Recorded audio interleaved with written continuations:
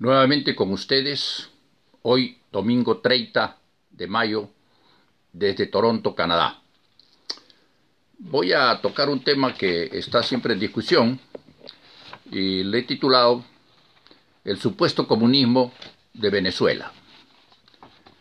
No tocaría el tema de Venezuela ni de los presidentes Hugo Chávez ni de Maduro, si no fuera porque los partidos de la derecha, Keiko Fujimori, y los medios de comunicación oligopólicos, sobre todo el Grupo del Comercio, han traído a discusión un tema de un supuesto comunismo venezolano achacado a Pedro Castillo sin fundamento alguno.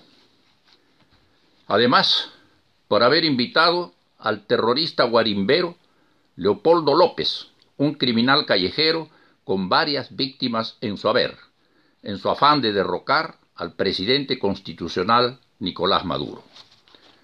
Para la mayoría de los ciudadanos peruanos, el tema de Venezuela no es fundamental, aunque para los sectores adinerados es tan primordial como terruquear e insultar de extremista, golpista y totalitario a Pedro Castillo. Y tanto es así que centran su campaña de mentiras con la clara intención de sembrar el miedo en los ciudadanos de mentes débiles y asustadizas. Cuando es todo lo contrario, porque si alguien tiene esos defectos insalvables es precisamente Keiko Fujimori, porque ella impuso el totalitarismo y la dictadura absolutista en el Congreso el 2016, creando una crisis institucional que nos llevó a tener 4 presidentes en 5 años. Crisis espantosa y demoledora que nos agarró desprevenidos frente a la pandemia COVID-19, que ha matado a más de 180,000 peruanos y ha destruido cerca de 3 millones de empleos, elevando la pobreza en 15 puntos, lo que implica que 3 millones de hogares pasaron a esa desesperada condición de desigualdad reinante en el Perú. Bueno, una campaña sustentada en gruesas mentiras como las de Keiko Fujimori no puede llegar muy lejos. Así traigan de refuerzo al criminal Leopoldo López y el interino Francisco Sagasti permita la injerencia extranjera en estas elecciones, que la señora Fujimori le negó rotundamente a Evo Morales. Pero vamos al grano.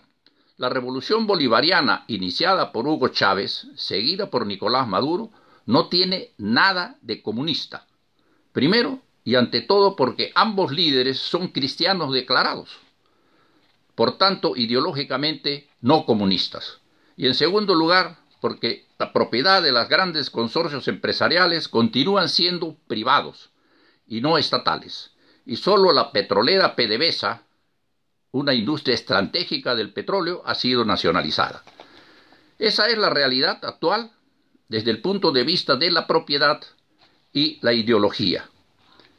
Además, desde el punto de vista político, existen tantos partidos como en el Perú, todos aptos para la participación democrática en cuanta elección quisieran. Y en cuanta elección ha habido y nadie les ha prohibido nada. Desde el inicio de la revolución han habido 25 procesos electorales y de consulta popular, habiendo ganado los bolivarianos 23 y perdido 2. A partir del cambio constitucional por una asamblea constituyente en 1999, aprobada después en referéndum, existe la reelección en los cargos políticos como sucede en Inglaterra, Canadá, Alemania, España, Italia, Bolivia, Estados Unidos por 2 periodos y elección congresal indefinida. O sea, cuando se habla de la reelección. Después tenemos que los académicos, ¿no?, definen a la revolución bolivariana como antiimperialista, democrático-burguesa en términos antineoliberales y en perspectiva de llegar a una sociedad socialista del siglo XXI. Esto último en proceso de construcción popular mediante la democracia participativa. En esta revolución, las propias fuerzas armadas y policiales han evolucionado, no han sido destruidas ni avasalladas, como se dice en el Perú, como falsamente repiten los derechistas y su eco escogido, Keiko Fujimori, acusada ante el Poder Judicial por corrupción, lavado de activos y crimen organizado. Venezuela vive una crisis económica, esto es cierto. Sin embargo, ha sufrido y sufre la despiadada agresión de los imperialistas europeos y estadounidenses, mediante sanciones ilegales, bloqueo económico y confiscación de sus bienes en el extranjero. Un inaceptable robo de las potencias extranjeras, con lo cual están creando una versión de piratería neocolonial aplicada a los países emergentes. A pesar de esta agresión, si se quiere, podemos hacer algunas comparaciones con las calamidades que sufre el Perú a raíz de 30 años de modelo neoliberal de libre mercado. En Venezuela hay un incremento de la inversión social del 25% antes de Chávez al 75%, destinado a satisfacer las urgentes necesidades del pueblo. En el Perú nunca se llegó a ese 25% del pasado en Venezuela. Se cuenta con el fortalecimiento de la asistencia pública de salud.